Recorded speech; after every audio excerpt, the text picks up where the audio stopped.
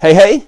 This week we're going to have a look at a book called Soonchild by Russell Hoban, a very famous author, a very prolific author. He's written loads of books, quite a lot of them for adults, but this one I suppose is for adults as well, but it's also more of a children's book as well.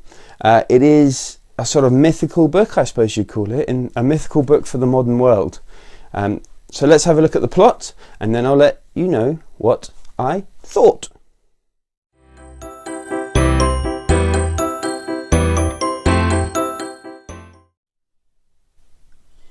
Soonchild. This is a story about a man called 16-Faced John. Now, he is actually a shaman in his community of the north. I think it's supposed to be in the north of Canada. Although he's a shaman, he doesn't do his job really anymore. He seems like he's become very disillusioned, like he can't affect things much anymore. He's disillusioned a little bit with the world around him, and himself, he's not confident in what he does as a shaman for his community. So he spends a lot of his time just wandering about his town, his village, and fishing as well as making models, carvings out of whalebone and things like that. But it soon comes to a head when his wife, who is pregnant, tells 16-Faced John that she can't hear her child. They can't hear their child. And so they name their child Soonchild, because hopefully it will soon be a child. And this worries John, that his child can't hear the world songs. So with some encouragement, he gets back to his shamaning and goes on a vision quest, which takes him through the eye of a raven into the world of beyond. And as he transforms into this world beyond, he meets many amazing creatures on his quest to find out what's happened to the world songs in this modern day. He meets ravens and polar bears, orca whales and wolves in this quest to help save his child and let her hear the world songs that will allow her to be born. And this is the story of Soonchild.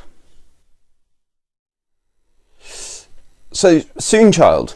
I really like this book, and I'll tell you why. It seems like a kind of mythical tale for the modern age almost. It was kind of set, it's all those kind of myths and legends. I suppose it's not a myth, it's more of a legend that you hear when you're younger about these characters that go on these kind of quests.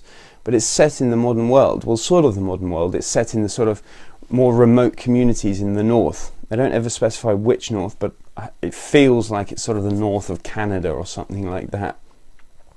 And it's got this character, 16-Faced John, who is a fantastic character. It's this quite sad character that develops as the book goes on, and you really connect with him as a character. He starts off being this very sort of lazy ex-shaman who's given up his job of shamaning, and is a bit sort of jaded with the world around her, and the author chucks in these wonderful examples of sort of how modern life has invaded these more rural communities and these rural traditions, like like the bringing of Coca-Cola, for example.